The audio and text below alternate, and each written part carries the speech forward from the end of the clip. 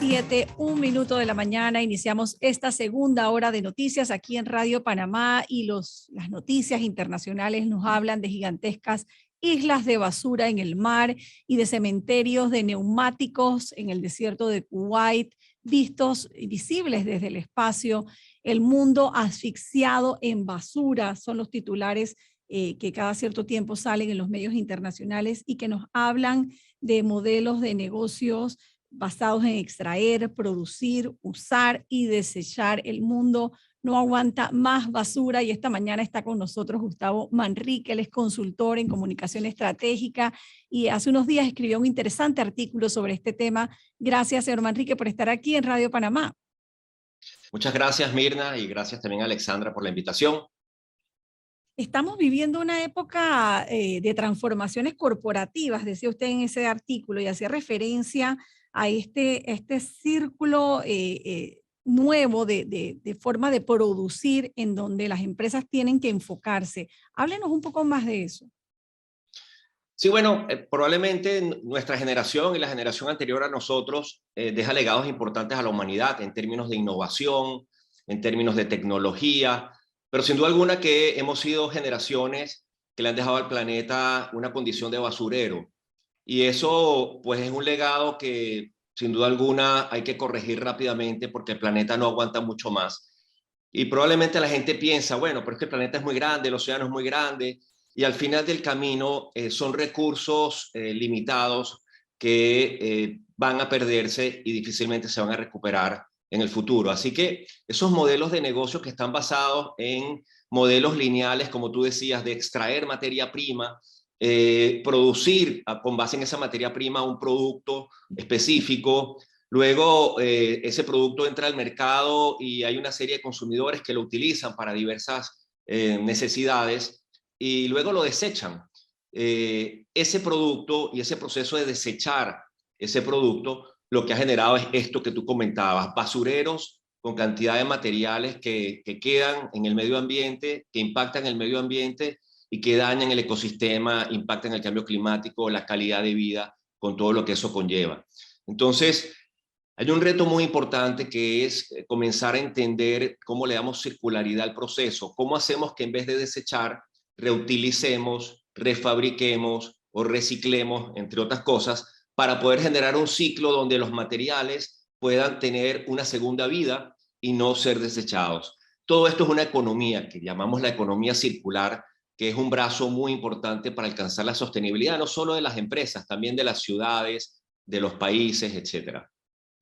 Y leía ayer, buenos días, señor Manrique, le saluda Mirna, leía ayer algo muy interesante. El mundo está cerca de un calentamiento descontrolado, lo que se llama un código rojo, y eso lo ha dicho Naciones Unidas en un último informe. Hay quienes dicen que el planeta, como bien usted lo señala, nos da justamente esas señales de agotamiento, pero ¿qué acciones a favor de la naturaleza estamos tomando como país?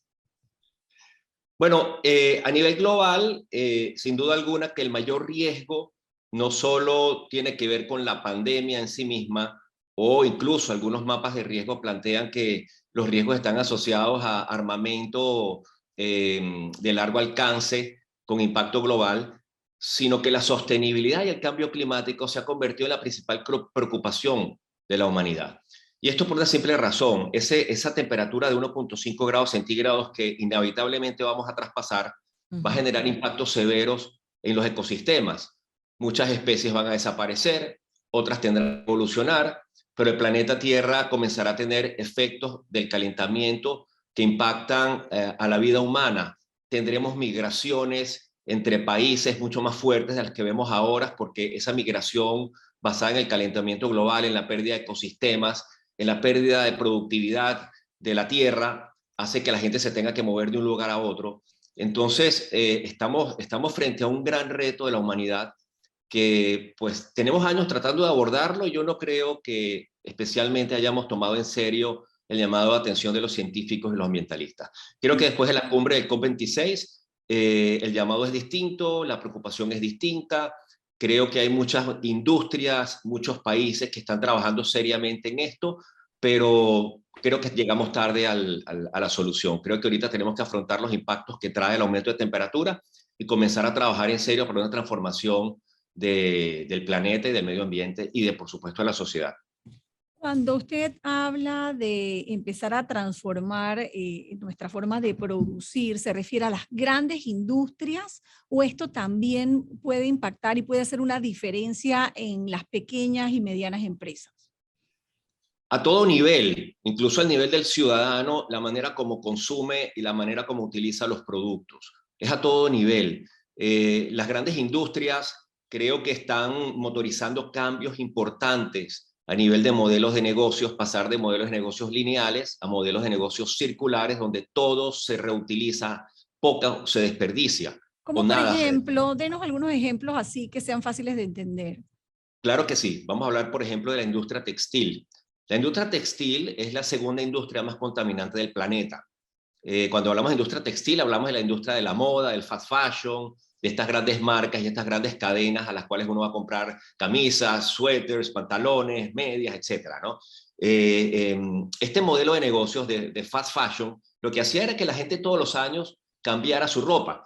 Era ropa relativamente económica, entonces tú podías llegar a cualquiera de estos locales, no voy a mencionar nombres, y pues simplemente a precios módicos, pues desechar la ropa de la temporada anterior y comprar ropa nueva, indumentaria nueva, ¿no? Y ese ciclo es un ciclo vicioso muy, muy malo porque el impacto ambiental que tiene es severo. Por ejemplo, una pieza de jeans consume grandes cantidades de agua. Estamos hablando de miles de litros de agua para producir un solo pantalón jeans. ¿Qué ha ocurrido en la industria de la indumentaria? Pues ellos se dieron cuenta que el escrutinio público y el reputacional sobre las marcas era altísimo y que el impacto ambiental que tenía la industria era insostenible. Así que comenzaron a hacer procesos importantes para transformar la industria. ¿Y qué tenemos hoy en día? Hoy en día tenemos tecnología donde, por ejemplo, marcas reconocidas como Uniqlo, que todavía no ha llegado a Panamá, por eso la nombro, pero Uniqlo tiene un pantalón que está desarrollado con base en material reciclado y que ese pantalón, una vez que cumple su vida útil en la persona que lo tiene, lo puede llevar a la tienda y Uniqlo lo repara y lo revende. Es ropa de segunda mano.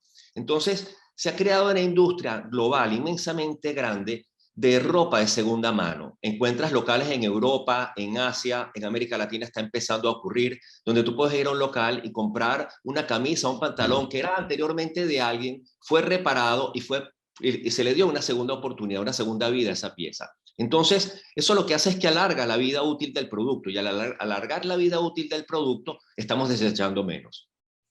Y usted mencionaba también, me pareció interesante esto que usted dijo, llegamos tarde a la solución. ¿Qué seguimos haciendo mal? ¿No hay la suficiente conciencia de lo que está viviendo el mundo todavía? Mira, yo creo que los países se mueven mucho más lentos que las corporaciones por temas políticos, burocráticos y de corrupción. No es que las corporaciones no haya corrupción, en algunas seguramente la habrá, pero la toma de decisiones corporativas es mucho más rápida porque el mercado aprieta mucho. Es decir, los cambios de hábitos de los consumidores hacen que las empresas tengan que cambiar rápido sus modelos de negocios y adaptarse o ir por delante de los cambios de hábitos de consumo. Los consumidores están cambiando. La generación centennial, esta generación que nació a partir del año 2000, es una generación que viene con unos códigos de consumo completamente distintos y las marcas lo han entendido. Entonces, tienen que adaptar sus modelos de negocio a estructuras mucho más sostenibles, donde el código y la narrativa y la gestión del negocio está basado en cómo desechar menos, cómo ser más sostenible y ser amigable con el planeta. En el caso de los países y en el caso de las ciudades es mucho más complejo, pues porque tienes políticas, tienes ciudadanos con distintas tendencias, tienes problemas prioritarios desde el punto de vista de la ciudad o de la política, que hacen que el tema de la sostenibilidad quede en un segundo plano. Entonces los procesos evolutivos son mucho más lentos. Pero sí debo decir, sin ánimo de entrar en política panameña, pero sí entrar en una conversación más académica, que hay que reconocer el trabajo que hizo la alcaldía anterior. El alcalde, no recuerdo el nombre, pero sí recuerdo a Raiza Banfield, que fue vicealcaldesa. Blandón, el alcalde Blandón. Sí. Claro, y creo que Raiza fue muy valiente en poner el tema de economía circular, de ciudades sostenibles sobre la mesa y generar la discusión. Cuando tú entras a investigar sobre este tema, por ejemplo, en una fundación que se llama la Fundación Ellen MacArthur, que es una fundación que es un brazo de la Universidad de Cambridge en el Reino Unido, allá hay ejemplos interesantísimos de cómo las ciudades están comenzando a transformarse desde los propios municipios para generar economía circular, sostenibilidad y mejorar la calidad de vida de las personas. Pues yo creo que esa señora, Raisa Banfield, fue valiente en poner sobre la mesa la discusión. ¿Que se equivocó? Pues sí. Uno lee los casos de estudio y se da cuenta que las grandes ciudades del mundo con grandes recursos se están equivocando muchísimo, pero están avanzando. Y yo creo que ese es un tema que hay que mantener sobre la mesa, el tema de cómo creamos ciudades circulares, cómo creamos una economía sostenible, ciudades resilientes, pero hay política de por medio y eso lo hace un poco más complejo. Y cómo se involucra al ciudadano, a la gente en su casa, y si de verdad eso hace una diferencia. Y a veces se lo digo porque en mi casa reciclamos hace años y a veces mis hijos me dicen, porque es un trabajo reciclar todo lo que uno puede reciclar en plástico, en cartón, a veces hay que lavarlo, hay que doblarlo, es un trabajo que hay que hacer. Eso da resultado, eso vale la pena, ese esfuerzo individual al final hace una diferencia. Hace toda la diferencia, porque el cambio de la mentalidad, del comportamiento del ciudadano, activa automáticamente cambios a nivel de gobierno y la gestión de, por ejemplo, de los municipios, ¿no? Y la manera como se recoge la basura, etcétera. Hace toda la diferencia. Fíjate, por ejemplo, en países desarrollados, tu basura vale dinero. Entonces, cuando tú te das cuenta que tu basura vale dinero, tú no la desechas, tú la vendes porque vas a obtener un ingreso de ese material. Por ejemplo, el plástico, el papel o la materia orgánica. En los países desarrollados, hay empresas que la compran. Entonces el ciudadano se beneficia porque ya esa basura deja de ser basura y se convierte en un negocio. Entonces automáticamente tú cambias tu chip porque tú empiezas a decir, bueno, pero es que si ese plástico que yo boté, alguien lo está utilizando para producir, bueno, yo se lo voy a vender. Entonces tú comienzas a reciclar y comienzas a crear un modelo de negocio sobre tu basura. Esa es la circularidad y eso es lo maravilloso de la circularidad. Entonces tú te vas a Nueva Zelanda o te vas a Suecia o te vas a países que ya están en esta tendencia y encuentras que el ciudadano tiene alrededor de su basura una oportunidad de generar ingresos. Eso cambia completamente la ¿Cómo se ecuación. logra eso y por qué estamos tan lejos de eso que aquí los esfuerzos de reciclaje son particulares, ni siquiera son de los municipios? Bueno, lo primero es tener políticas públicas correctas, cosa que estamos empezando a entender la importancia de las políticas públicas alrededor de la sostenibilidad en América Latina. Sin políticas públicas, esto indudablemente avanza a otra velocidad. Con políticas públicas se activan oportunidades de negocios para el sector privado, se activan oportunidades de inversión, captación de recursos financieros para estos proyectos o estos emprendimientos. Por supuesto, esto tiene que estar acompañado de un proceso continuo de formación y sensibilización al ciudadano. Tienes que crear redes de trabajo alrededor de universidades, organizaciones no gubernamentales, organizaciones de vecinos. O sea que es un proceso en 360 grados que hay que abordar. Panamá tiene un caso interesante que también vale la pena poner sobre la mesa. Panamá recientemente presentó su programa de transición energética, un programa de transición energética que apunta en la dirección correcta. Panamá va a salir de todos aquellos componentes de generación de energía con base en combustibles fósiles altamente contaminantes y se está moviendo a la generación con base en combustibles más amigables con el medio ambiente. Por ejemplo, tienes ya importantes proyectos eólicos, tienes inversiones multimillonarias en proyectos solares a lo largo y ancho del país, y tienes el gas natural como un combustible de transición, que a pesar de ser un combustible fósil, es un combustible mucho menos contaminante que el búnker, que el diésel o cualquier otro. Entonces, ese plan de transición energética que se desarrolla en Panamá es un ejemplo importante de cómo, a través de políticas públicas y el compromiso de las empresas y el gobierno, se puede lograr una transición a futuro.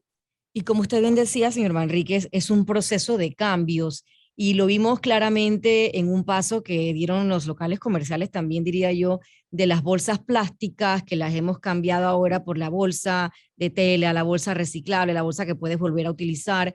Y mucha gente se resistía a ese cambio, decía, ay, no, yo no creo que esto va a ser posible. Entonces es un tema de acostumbrarnos y de no pensar o mitificar un poco el tema de que todo esto del cambio climático no me incumbe a mí. Eso es para la gente que tiene dinero, eso es para la gente que puede comprar un carro eléctrico, para la gente que puede comprar estas bolsas sofisticadas, pero en realidad dimos un paso importante y yo creo que debemos dejar de pensar que el cambio climático es un tema de expertos, es un tema de la economía global, un tema de foros internacionales, sino que es un tema que a todos nos compete.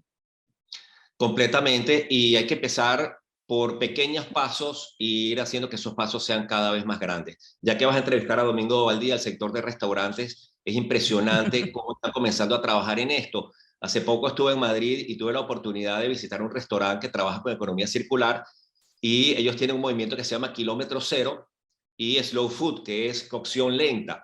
Y básicamente los restaurantes lo que están haciendo es que están comprando productos de cercanía y al comprar productos de cercanía benefician a las comunidades de productores que están cerca de las ciudades, pero además tienen un menor impacto ambiental en el tránsito o en la cadena logística de ese producto hacia los restaurantes, ¿no?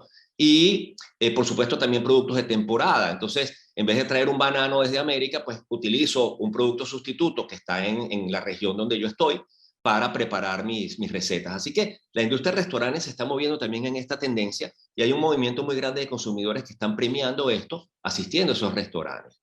Y yo quisiera preguntarle, bueno, aquí me están transmitiendo varias inquietudes, don Gustavo Manríquez, y me dicen lo de las agua embotellada genera mucho desecho. Pregúntenle a Manríquez sobre cómo poner depósitos en las botellas para que la gente devuelva los envases. ¿Será esto posible o es una quimera inalcanzable? Bueno, claro que es posible y sin duda alguna que las botellas de plástico de cualquier producto, sean sodas o agua o cualquier otro producto, es algo que ya no debería existir. Muchas empresas están trabajando en cómo crear productos o empaques sostenibles, biodegradables, pero todavía no se ha llegado a la tecnología que permita, por ejemplo, que el agua soporte mucho tiempo en un envase o un empaque biodegradable. Pero vamos a llegar allá. Ahora, lo que hay que tratar es, bueno, utilizar la creatividad para entender qué podemos hacer con esos productos en este momento. Así como las llantas, tú decías que hay ejemplos de basureros de llantas gigantes. Las llantas se utilizan para una gran cantidad de cosas.